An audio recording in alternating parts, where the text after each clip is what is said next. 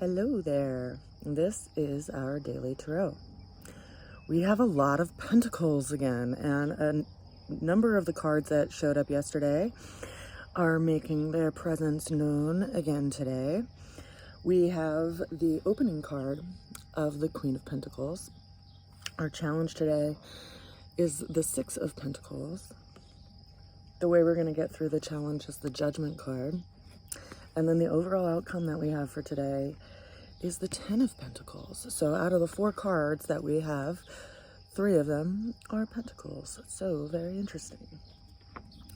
This opening energy of the Queen of Pentacles is reflective of a cardinal earth energetic. So what is that? It's like striving and putting our energy toward our ambition and what we are trying to attain in our lives. So the Queen of Pentacles is associated with Capricorn.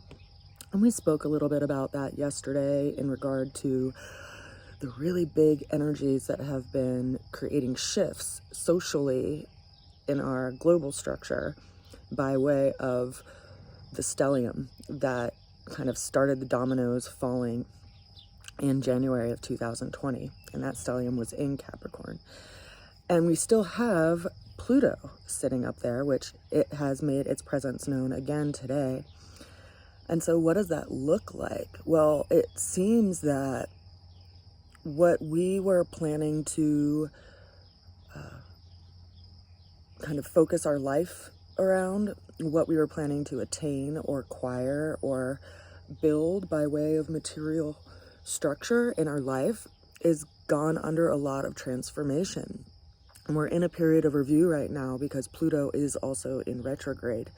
So it's as if, we see this planetary body appearing to go backwards when really it's just a timing of pacing of the orbit of the planets. But it gives us this period of time of review.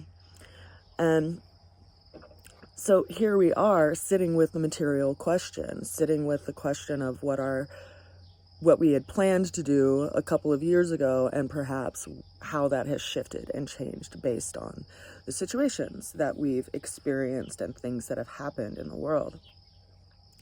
So we're sitting with the question of what do we want to put our energy to?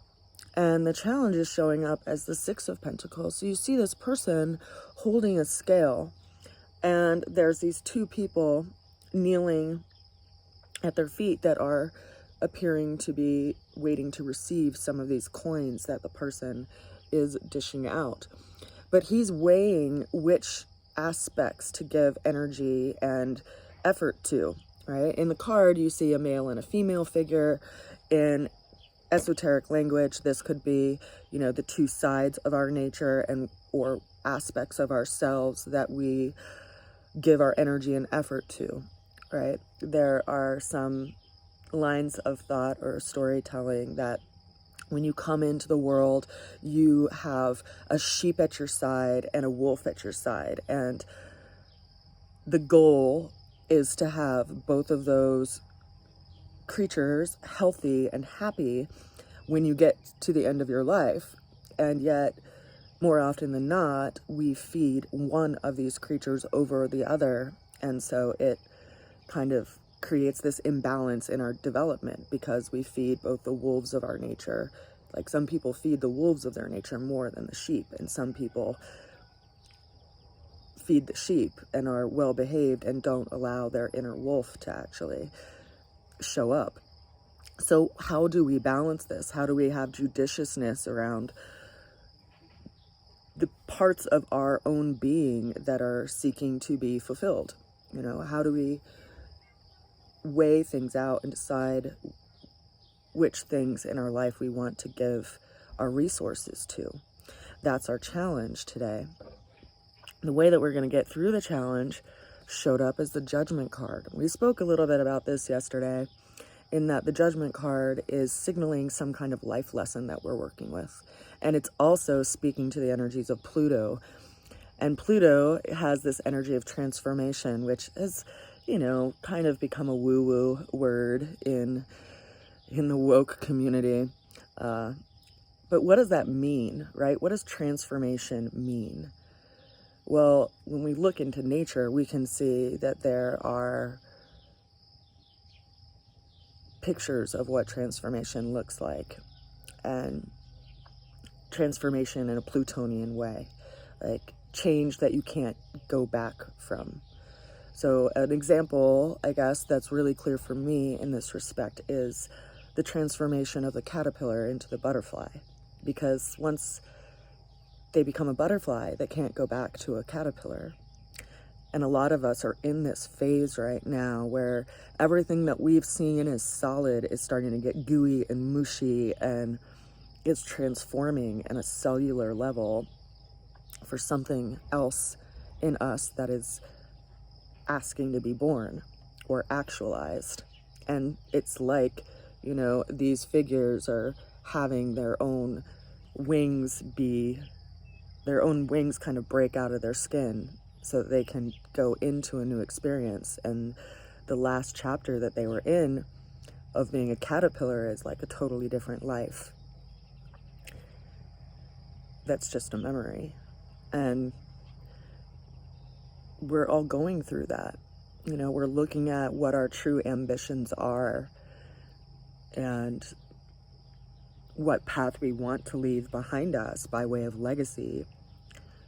And all of that is seriously changing because Pluto is in the sign of Capricorn. So interesting, right? So our final card that we have for today is the Ten of Pentacles. And tens are numbers of crystallization, right? So you go from the number 1, which is like a new idea or a new project or some opportunity, to the 10 being the actualization of that opportunity or that ideal. And so we see that the people in this card look like they're pretty set up, right? They have this nice environment that they're around. There's an elderly woman in the background with a dog. There's a little kiddo at the lady's side, and everything looks good. And it's as if there's this kind of reaching this desire of material security that this card is signaling us as a possibility. And yet it's also important to point out that nothing is completely solid forevermore. You know, things are temporary. And so if we want to build security in our lives, it has to be something that we're willing to put our energy and effort towards on a consistent basis, which is perhaps why we have this challenge showing up today by way of the Six of Pentacles, which is asking us to be judicious around where we put our energy and effort. Because if we want to have material stability and security and this, you know, seemingly happily ever after that is pictured in this card, then we have to be willing to work for it and put a constant effort toward it. And I think this asks us to really sit with ourselves in what we are wanting to build towards, and if our idea of what we wanted to create was actually a seed that we planted in our own heart, or if it was just a conditioning from some external influence that has been in our lives, you know? It's so funny because we've all been raised on fairy tales of happily ever after, and yet we forget that so many of those stories began with hardship. And the happily ever after comes as a result of a lot of great work, and also an interweaving of possibility that only comes in through seeking something more than the experience that one is in. So I do think it's encouraging. And I also think it's interesting that cards continue to show up day after day, because those influences are in our life and bringing about some deep reflection. So I send you all a good wish and a lot of love, and I hope that you are weighing things that you value by your heart and not just your head. Because the head can be taken in all sorts of directions, but the heart is an honest compass. I'll see you again soon. Bye for now. Mwah.